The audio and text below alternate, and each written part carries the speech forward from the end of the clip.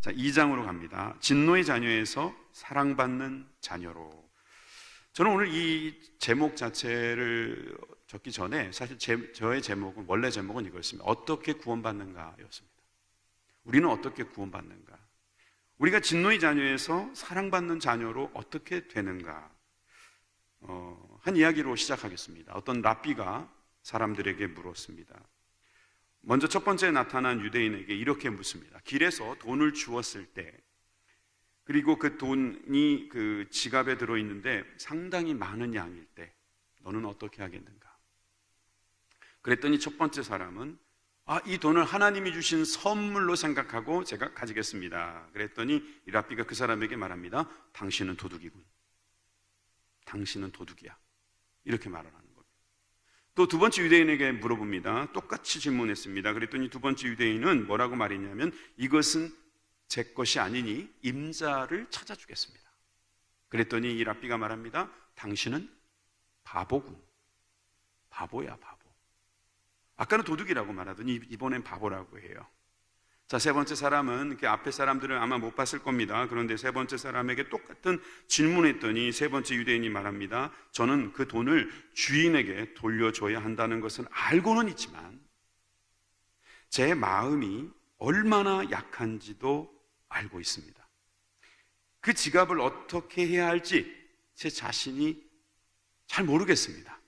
그래서 하나님의 은총에 맡기겠습니다.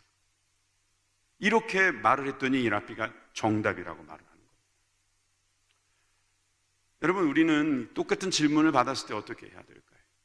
여러분들 어느 쪽의 질문이 좋다고 어떤 대답이 좋다고 생각하십니까? 여러분, 우리가 구원을 받는다라는 것이 어찌 보면 어마어마한 것을 받는 거예요. 어마어마한 것을 주은 거예요. 어마어마한 것이 여러분들께 될 수도 있고 안 될 수도 있는 거예요. 이거 어떻게 해야 돼요? 그냥 이건 내 거야 라고 생각하고 가져가실 겁니까? 아니야, 이건 내 거가 아니야. 그러시겠습니까?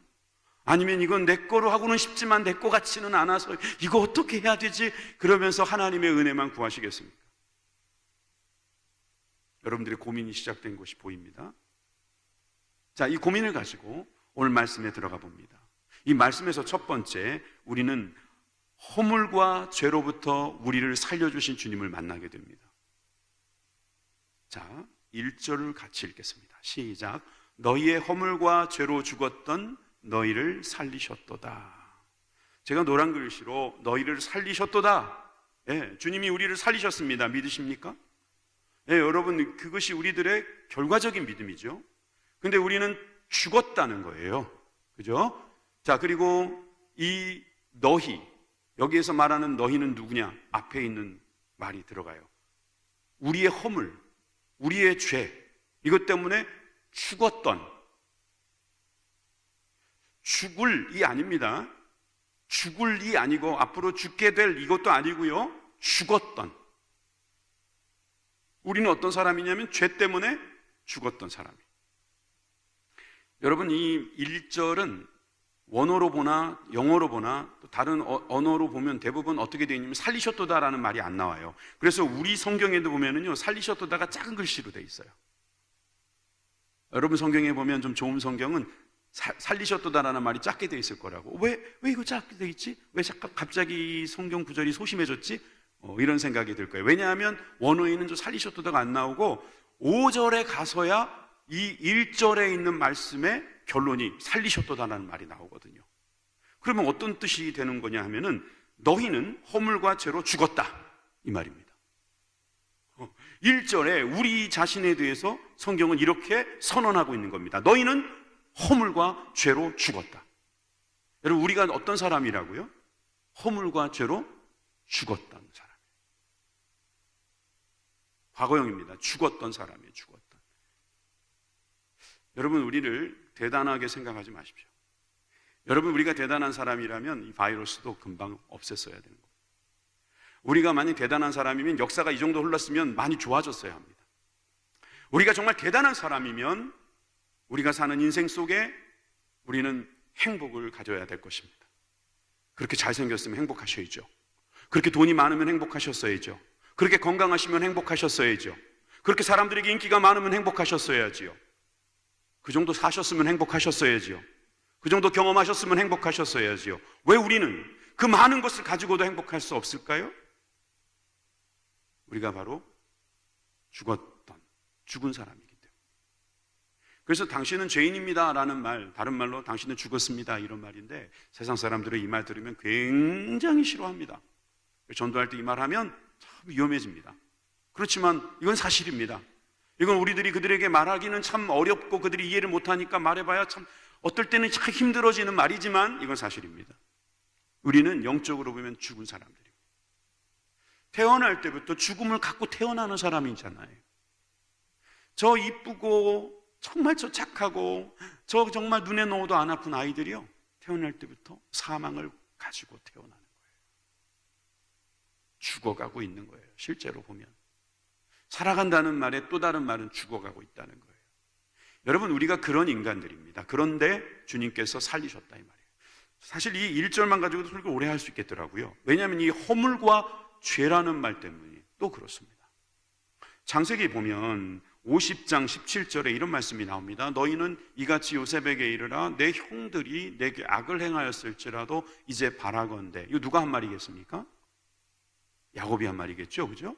그 허물과 죄를 용서하라 하셨다 하라 하셨나니 당신의 아버지의 하나님의 종들의 죄를 수식어 되게 많죠? 당신의 아버지의 하나님의 종들의 죄를 이제 용서하소서 하며 요셉이 그 말을 들을 때에 울었더라. 저때 허물과 죄라는 표현이 들어가 있습니다. 창세기부터 우리는 이 허물과 죄에 대해서 굉장히 많이 고민을 하고 있다는 것이 드러나고 있죠. 여러분이 허물과 죄에 대해서 공동 번역은 이렇게 번역을 했더라고요. 형들이 의로 한 일이건, 어떻게 마음을 잘못 먹고 한 일이건, 못할 짓을 한 것을 용서해 주어라. 내 아비를 돌보시던 하나님의 종들이 비록 악의에 찬 일을 했지만 용서해 주어라. 요셉은 이 말을 들으며 울었다. 여러분, 허물과 죄는 이런 뜻입니다. 악의로 한 일이건, 마음을 잘못 먹고 한 일이건, 못할 짓 한 것입니다. 이게 허물이고 이게 죄입니다. 저는 또 이렇게 여러분들에게 설명하고 싶습니다. 허물은 우리가 하지 말아야 할 것을 한 것이 허물입니다. 하지 말아야 할 것인데 능력이 부족했든지 아니면 뭔가 부족해가지고 하지 말아야 했는데 한 거예요. 그런데 죄는 또 그와 반대죠. 해야 할 일을 하지 않은 거예요. 그래서 허물이라는 말은 파랍토마라고 하는 참 어려운 말을 실수라는 표현으로도 씁니다. 허물은 실수처럼 자기 능력이 부족해서 하지 말아야 할 것을 한 것, 이게 허물이고, 죄는 우리가 해야 되고 할 수 있는데 이것을 슬쩍 비껴간 것, 이것이 우리가 잘 알고 있는 하마르티아, 이게 또 죄라는 거예요. 여러분, 우리의 죄는 이렇다는 거예요. 우리의 죄는 일부러 하는 경우도 있고 모르고 하는 경우도 있고, 우리가 이것을 안 할 수도 있었는데 하는 경우가 있고, 정말 안 해야 되는데 하는 경우도 있어요. 여러분, 우리가 나는 알게 모르게 죄를 지었습니다. 그런데 알게 모르게 중에서 정말 모르게 한 죄는 몇 개 없어요. 대부분 죄 짓는 줄 알면서 죄 짓습니다. 대부분 내가 그 죄를 지는 순간에도 이러면 안 되는데, 이러면 안 되는데도 그러면서도 죄를 짓는 겁니다. 여러분, 이게 죄예요, 죄. 근데 간혹 가다 허물이 있어요. 어떤 사람 돈이 없어서,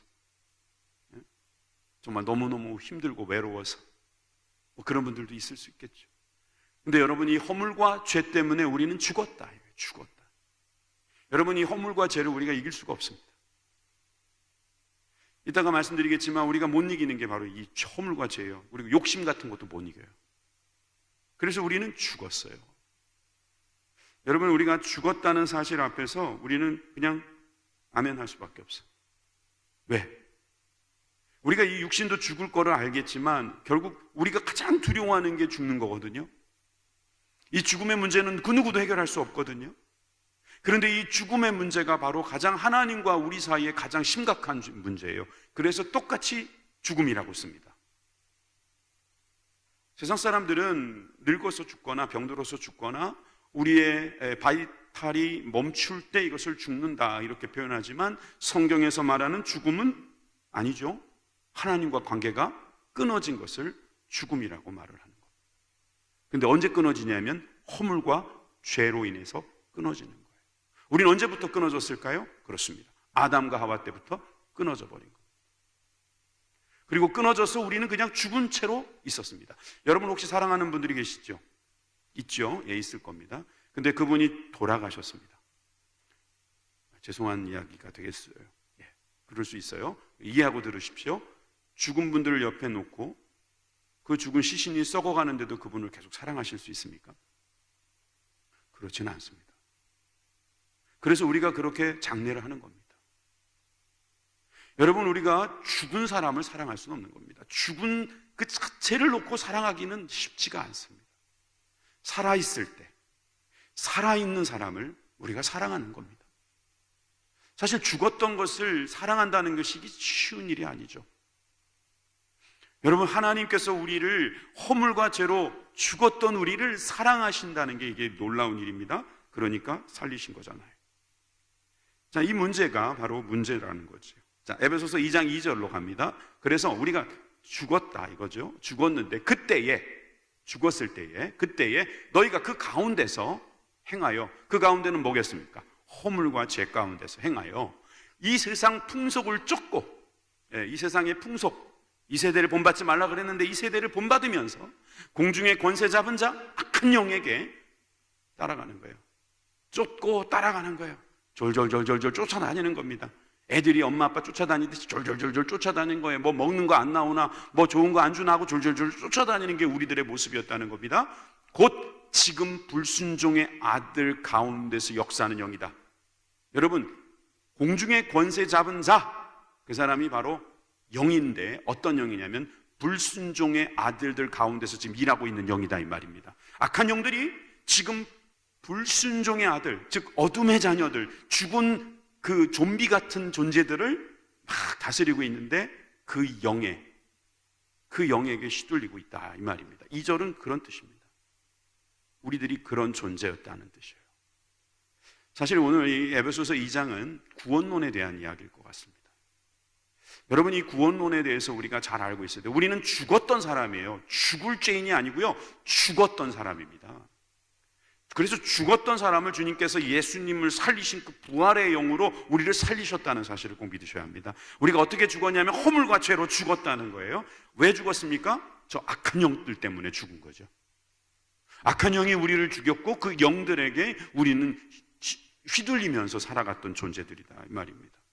요한계시록 21장 8절을 보세요. 그러나 두려워하는 자들과 믿지 아니하는 자들과 흉악한 자들과 살인자들과 행음자들과 술객들과 우상숭배자들과 모든 거짓말하는 자들은 불과 유황으로 타는 못에 참여하리니 이것이 둘째 사망이라. 여러분, 이게 죽음입니다.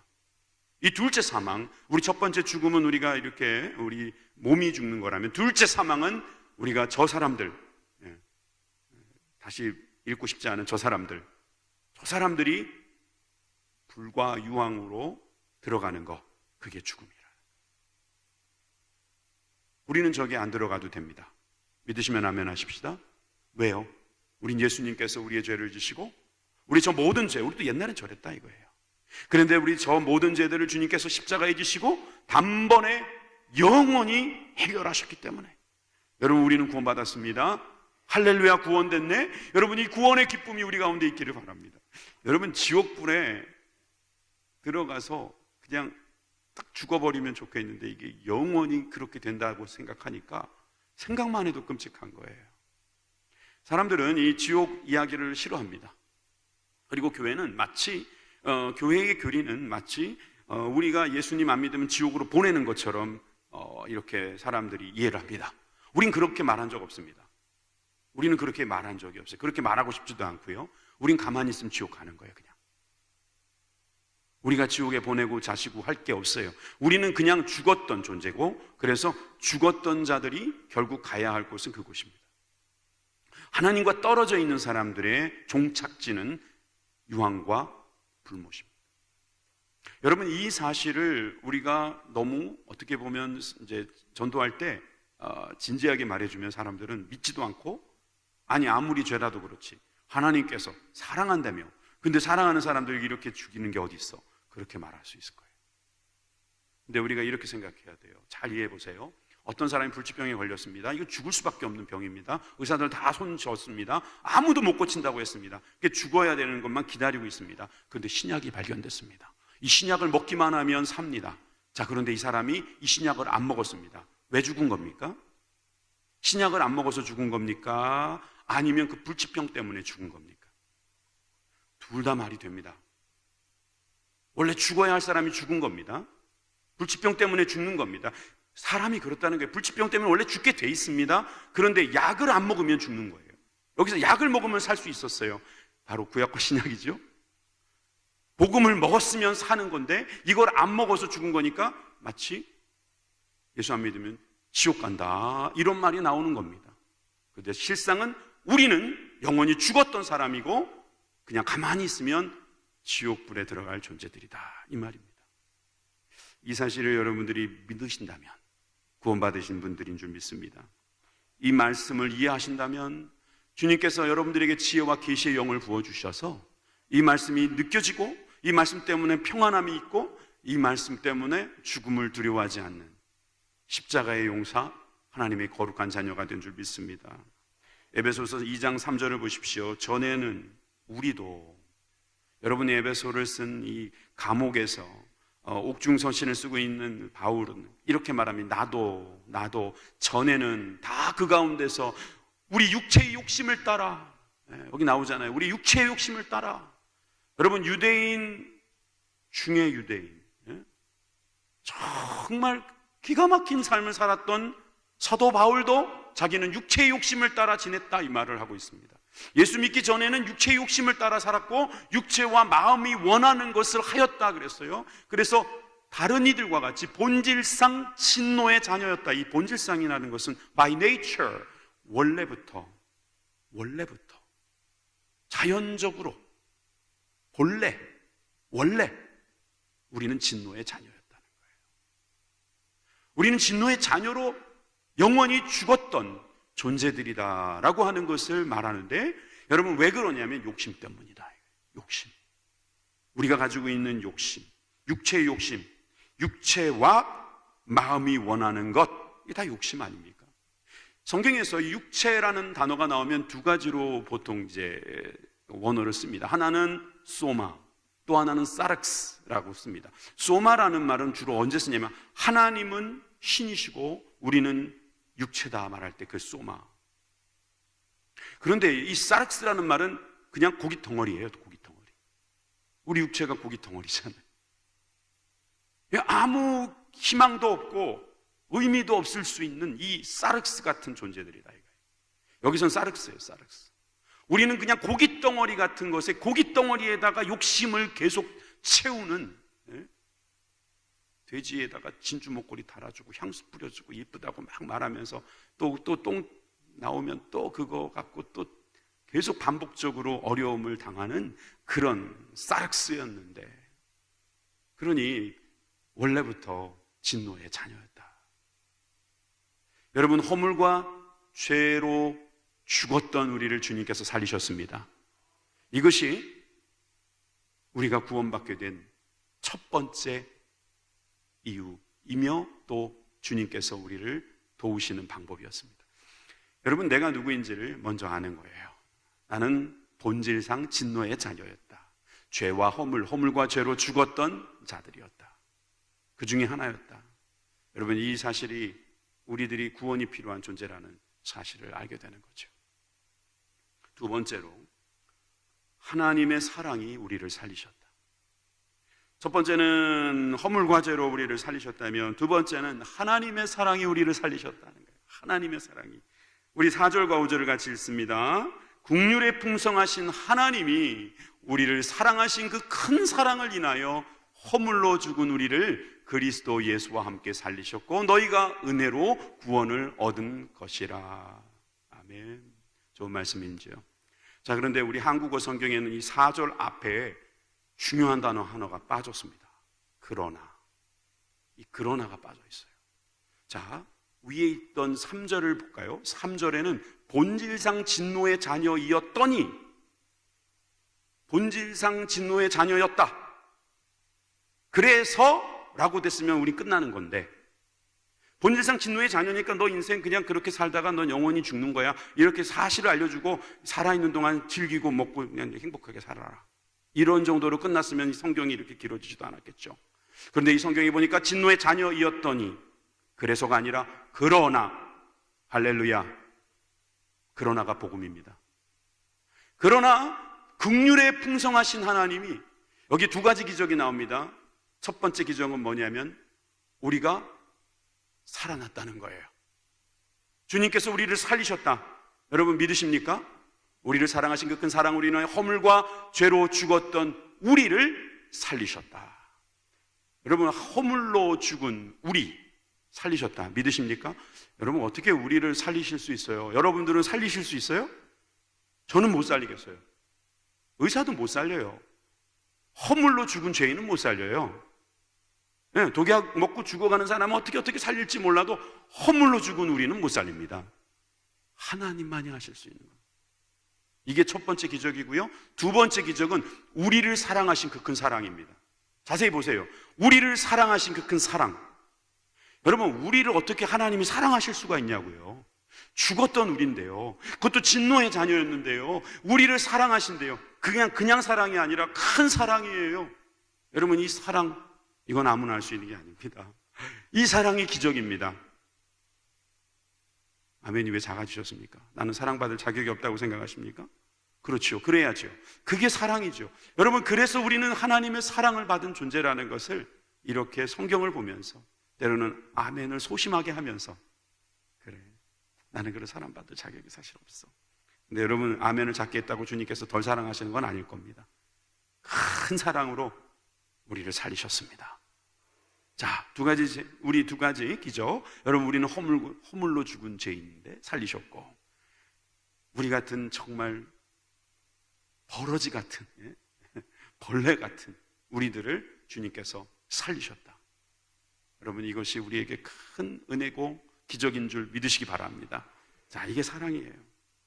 자, 그리고 5절, 이제 6절을 봅니다. 6절을 보면은 또 함께 일으키사 그리스도 예수 안에서 함께 하늘에 앉히시니, 여러분 성경 구절 한 절 한 절을 보면 에베소서는 참 이 한 구절 한 구절 버릴 게 없어요. 너무너무 기가 막힌 말씀으로 설명을 다 하고 싶지만 오늘 몇 가지만 합니다. 함께 일으키사 그리스도 예수 안에서 함께 하늘에 앉히시니, 이는 그리스도 예수 안에서 우리에게 자비하심으로써 그 은혜의 지극히 풍성함을 오는 여러 세대에 나타나려 하십니다. 밑에 거부터 먼저 본다면, 은혜의 지극히 풍성함, 주님께서 그 풍성함을 여러 세대에 나타나려 하는 것이고, 위에 보니까 함께 일으키셔서 함께 하늘에 앉히셨다 그랬어요.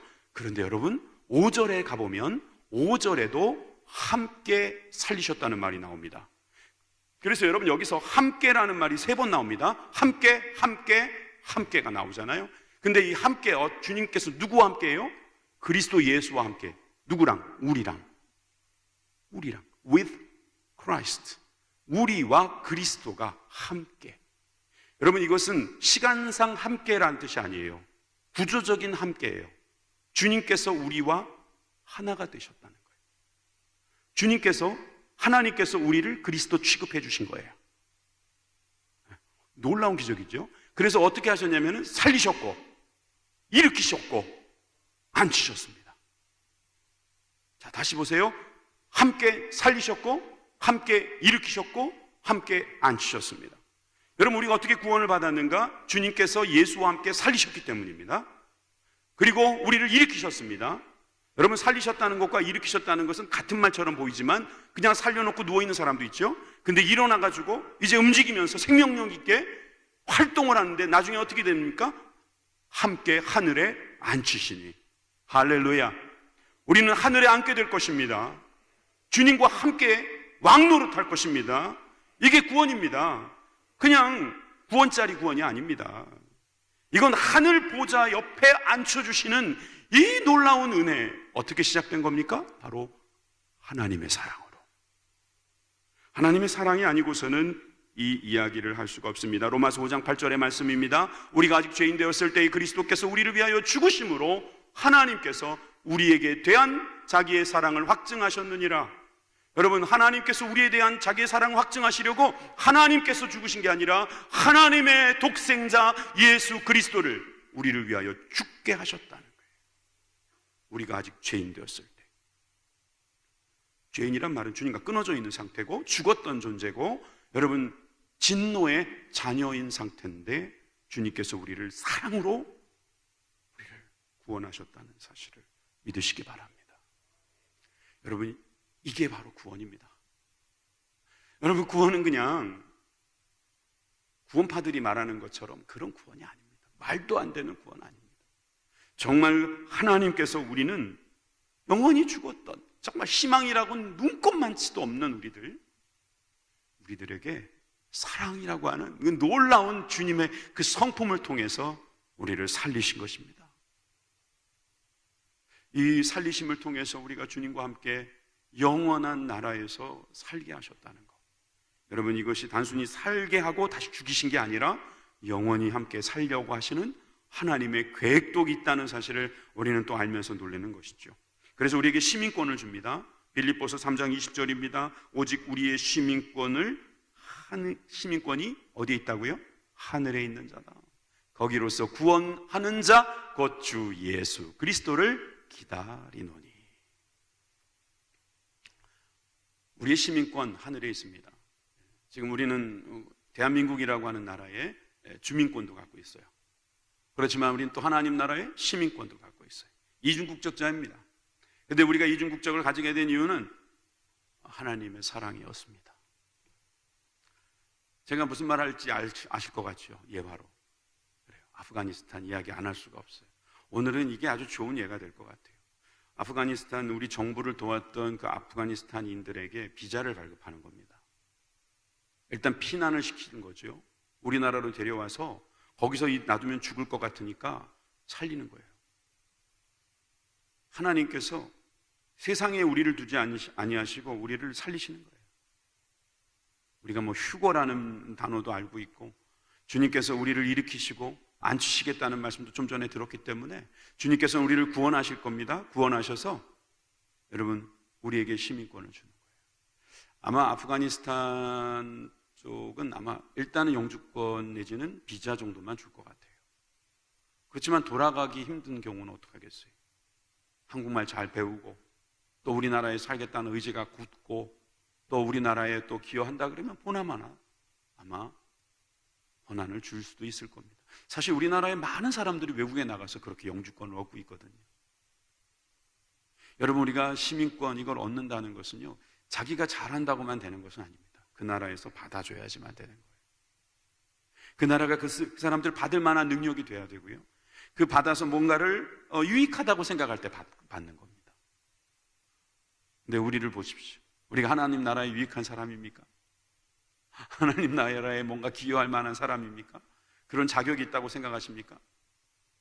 저는 완전하지 않은 사람이기 때문에 완전한 하나님 나라에 가가지고 완전히 물을 흐려놓을까 봐 걱정이 됩니다. 그런데 그런 걱정도 주님께서 하지 말라는 거죠. 왜냐하면 이건 하나님의 능력이니까. 우리 배우고 있잖아요. 하나님의 그 크신 지극하신 능력이 우리를 바꿔주신다는 거예요. 믿으십니까? 이거를 또 신학적으로는 영화라고 하죠. 영화. 성화의 단계를 지나서 영화가 되는 거예요. 그래서 우리 육신을 벗고 우리의 영혼이 영화가 되어서 하나님 나라의 시민으로 살아갈 날이 온다는 것이죠. 이게 어떻게 가능하다고요? 하나님의 사랑 때문에. 하나님의 사랑이 이렇게 크다는 것을 우리가 믿고 의지해야 될 줄 믿습니다. 여러분, 하나님의 사랑을 전하십시오. 네, 하나님의 사랑입니다. 많은 사람들이 하나님의 사랑을 모르고 살아갑니다. 그렇지만 우리는 하나님의 사랑을 알기 때문에 이것을 증거해야 합니다.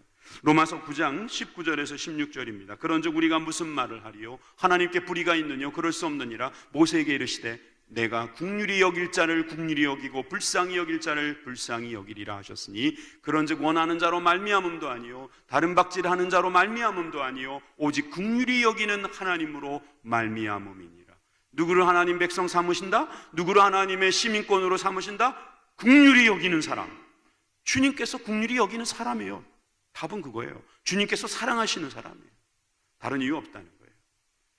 사람들이 물에 빠졌습니다. 누구를 구조할 것이냐? 우리는 계산할 겁니다. 저 사람을 살려놓으면 아마 우리나라에 기여할 사람이니까 저 사람을 살리자. 젊은 사람 살릴 수도 있고 공부 많이 한 사람 살릴 수도 있고 또 건강한 사람을 살릴 수도 있겠죠. 서운하지 않습니까? 우리는 왜 그렇게 마음대로 하냐 이거죠. 그래, 밖에서는 구원할 사람에게 권한이 있는 겁니다. 그런데 주님 뭐라고 하십니까? 잘생긴 사람 no, 공부 많이 한 사람 no, 천국말 할 줄 아는 사람 no, 아니에요. 다 아니에요. 주님은 그냥 다 구원하시겠다는 거예요. 내 손만 잡아라, 다 구원해 주시겠다. 믿어지십니까? 주님이니까 가능한 겁니다. 저라면 그렇게 안 한다니까요. 제 힘에 한계가 있기 때문에 몇 명밖에 못 구할 수도 있고요. 그건 상상할 수도 없는 일이지만, 여러분, 우리가 주님께서 우리를 왜 구원해 주셨는가? 차별하지 않으시는. 주님은 차별하지 않으시고 어떻게 하신 거냐면 그냥 긍휼히 여기신 거예요. 돈 많은 사람도 긍휼히 여겨주셨습니다. 예, 맞습니다. 긍휼히 여겨주셔야 돼요. 내가 어떻게 구원을 받느냐? 주님께서 긍휼히 여겨주셔야. 하나님의 사랑으로 우리를 긍휼히 여겨주셔야 됩니다. 그래서 우리가 할 수 있는 가장 좋은 기도는 주여 우리를 긍휼히 여겨주옵소서, 우리를 불쌍히 여겨주옵소서. 그 사람 구원받는 겁니다. 영접 기도할 때도요, 간단한 기도가 좋습니다. 주님 나를 불쌍히 여겨주세요.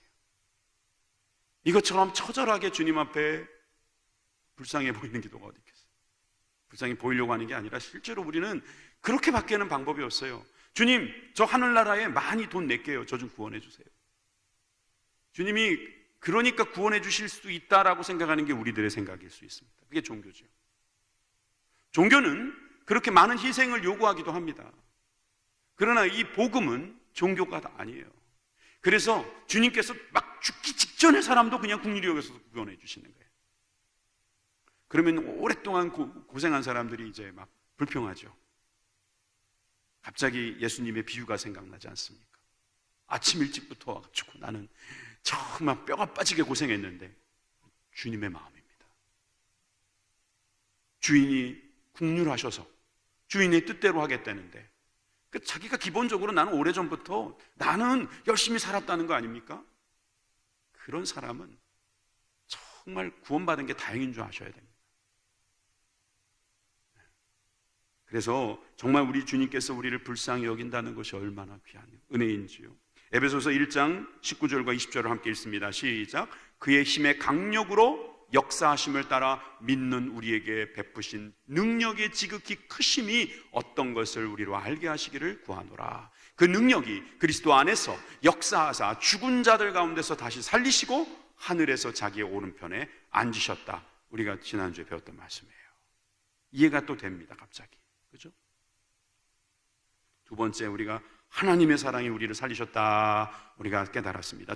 세 번째는 하나님의 은혜로 살리셨다. 그러니까 방법이지요. 하나님의 사랑이 원인이라면 이것은 방법입니다. 하나님의 은혜로. 그래서 여러분 어떻게 구원받았습니까? 그러면 하나님의 사랑도 정답입니다. 그렇지만 하나님의 은혜라는 말이 더 좋은 답일 것 같아요. 왜? 성경이 그렇게 또 표현하고 있으니까. 자, 에베소서 2장 8절 유명한 말씀이죠. 함께 읽습니다. 시작.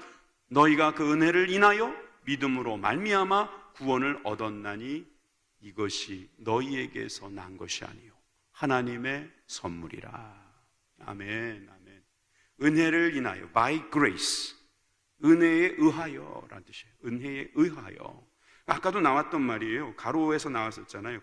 가로에서 나왔던 것처럼 너희가 은혜로라는 말처럼 여기도 은혜를 인하여, by grace. 그 다음에 믿음으로 말미암아, through faith. 믿음을 통하여서. 그러니까 이제 하나님이 우리에게 은혜를 주시니까 그 다음에 믿음이 생기는 거고 믿음으로 말미암아 우리가 구원으로 들어갈 수 있었다. 그런 뜻이 되는 겁니다. 여러분, 하나님께서 우리를 그렇게 하시는 것은 선물이라고 말합니다. 하나님의 선물은 저렇게 은혜로 믿음을 주시는 거예요. 그러니까 우리가 구원을 받는 거예요.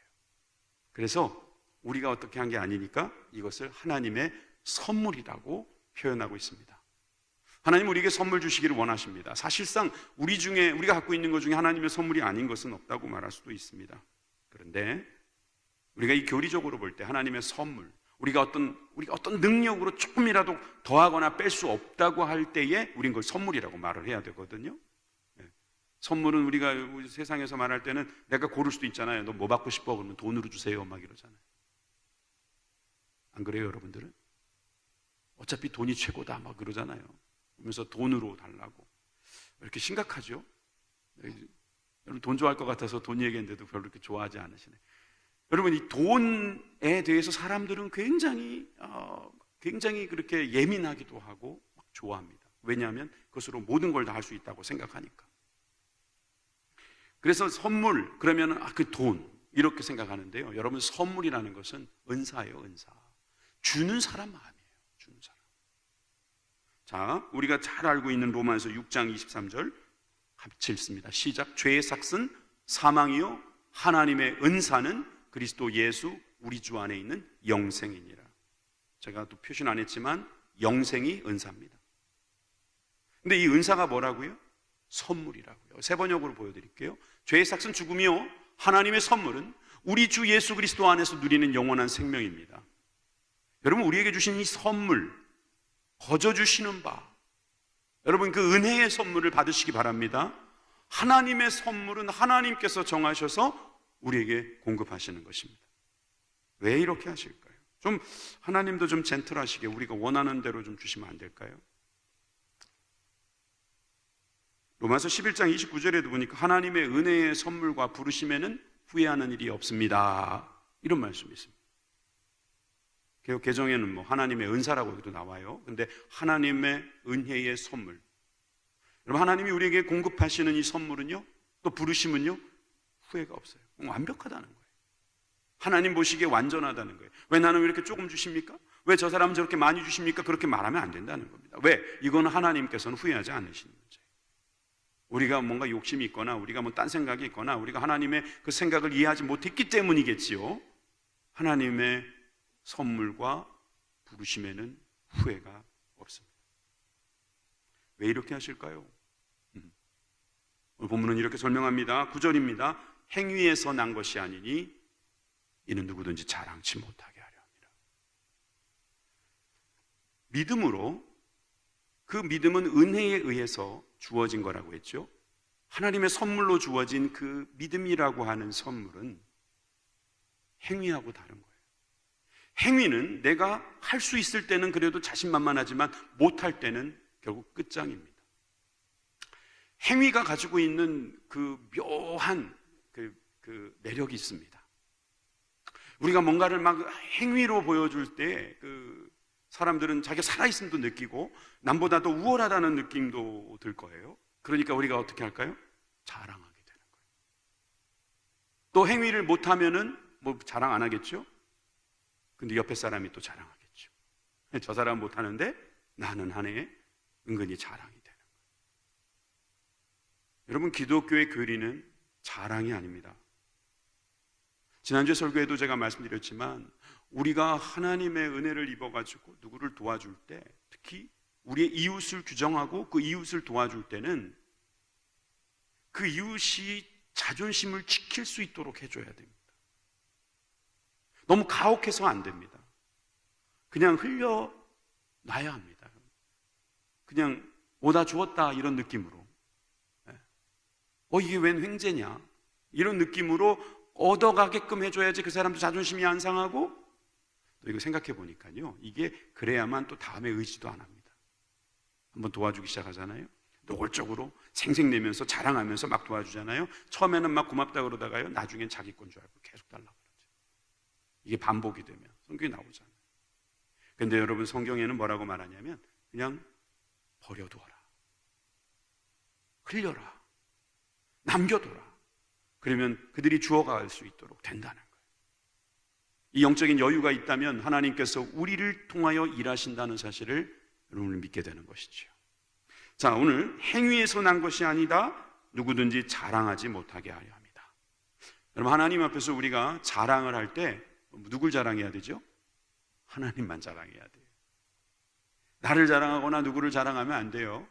우리는 자랑하면서 돈 내고 자랑하면 되지 이런 사람들도 많이 계시던데, 돈 내도 자랑하면 안 돼요. 자랑하면 뺏깁니다. 또 자랑하면 여러분 교만해집니다. 또 내가 교만해지는 거는 이제 안 한다 치더라도 다른 사람이 열등감을 빠집니다. 또 다른 사람이 열등감에 안 빠진다 해도 또 다른 사람이 또 다른 착각 속에서 자랑을 합니다. 자랑은 안 됩니다. 그러면 우리가 자랑을 하지 않는 그 사랑, 하나님은 사랑을 자랑하지 않는 거라고 말씀하셨는데, 여러분, 우리가 행위를 가지고 자꾸 우리가 뭔가를 말한다면은 이것은 은혜를 없애는 거라고 생각하시면 돼요. 그래서 여러분, 우리가 구원이라는 게요, 행위 구원이냐 은혜 구원이냐 이렇게 말하는 거예요. 여러분들이 혹시 어떤 다른 교회의 목사님이나 좀 공부 좀 하셨다고 생각하시는 분들이 순복음교회는 알미니안이니 또 행위 구원을 이야기하느니 그런 말하고 그러면요, 상종을 하지 마세요. 그럼 어디서 배웠는지 모르지만 좀 무식하신 분이에요. 제가 이 거룩한 강대상에서 왜 무식하다는 말을 쓰겠습니까? 왜 다른 교단을 그런 식으로 교리를 우습게 만듭니까? 그러니까 우리가 이렇게 좀 아주 제가 세게 말하는 거예요. 저도 세게 말하고 싶지 않았어요, 솔직히 말하면. 그렇다고 우리 교리나 우리 교단을 자랑하겠다는 게 아닙니다. 여러분, 우리가 믿음을 어떻게 갖게 되는 거냐면 은혜로 갖게 되는 거예요. 성령님께서 주셨으니까 그 은혜로 갖게 되는 거예요. 믿습니다 한다고 은혜로 구원받은 거 아닙니다. 아니, 그 조용기 목사님께서 예전에 설교가 끝나고 나면 다 일어나라 그러고 다 기도 내 기도 따라하라 그러고 나는 어디에서 왔어, 뭐 때문에 삶이야, 뭐 이러면서 예수님을 모셔드립니다. 막 이렇게 하다가 구원해 주셔서 감사합니다, 이런 식으로 말하면 사람들이 구원받았다, 자기가 구원받았다고 고백하네, 응?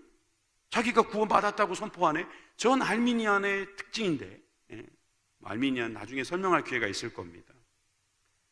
자기가 결정했다는 거예요, 쉽게 말해서. 자기가 선택했기 때문에 구원받았다는 거예요. 아니에요. 그 선택하는 가운데 성령님께서 역사하셨다는 거죠.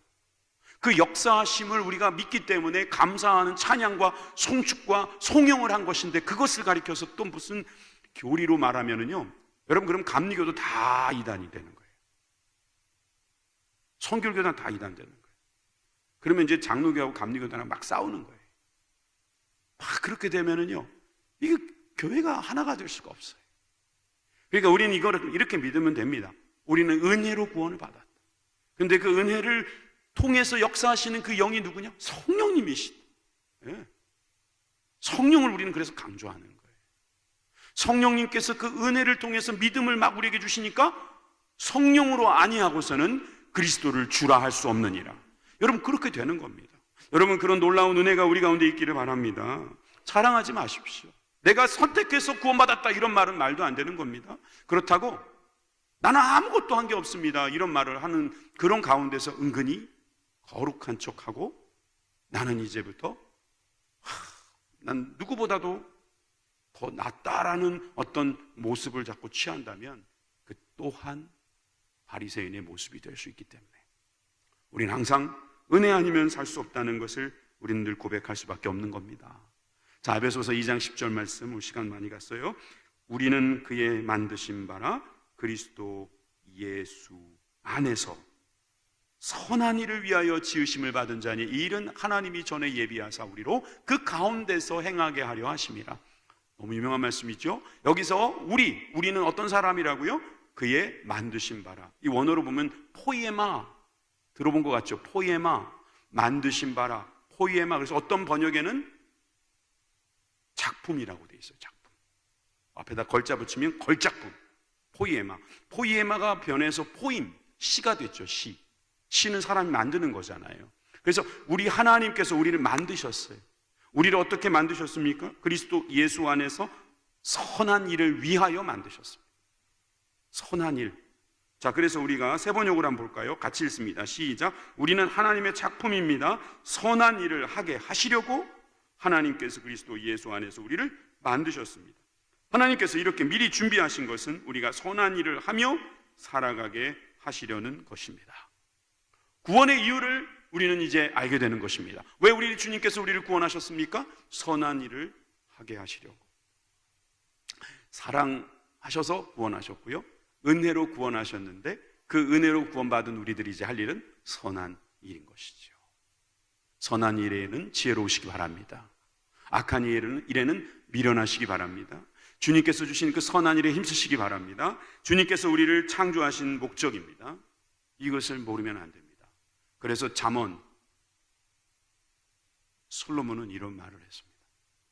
27장 22절입니다. 미련한 자가 얼마나 참 대책이 없는 사람인가. 이 잠언은 이렇게 말합니다. 미련한 자를 곡물과 함께 절구에 넣고 공이로 찌을지라도 그 미련은 벗어지지 않는 이라. 약간 유머스럽잖아요. 얼마나 그 미련함이 이제 쪄들었는지 공이로 쪄서 거의 막 그렇게 해도 벗겨지지가 않는, 그게 무슨 미련이겠어요. 주님께서 우리를 구원하신 그 은혜를 모르는 미련함이겠죠. 구원을 하시려는 그 주님의 사랑을 모르는 사람은 대책이 없다. 그렇지만 하나님께서 우리를 미련하지만 우리를 긍휼히 여기셔서 우리를 참으로 아름답게 하시는 놀라운 은혜가 있었음을 믿으시기 바랍니다. 우리가 아무리 공의에 넣어줘도 우리의 미련이 벗겨지지 않는 사람들이에요, 사실은 원래는. 그런데 주님의 은혜로 그게 그 공의에 찌지 않았는데도 막 벗겨지신 분들이 있잖아요. 어떤 분들은 좀 들어갔다가 벗겨지신 분도 있죠.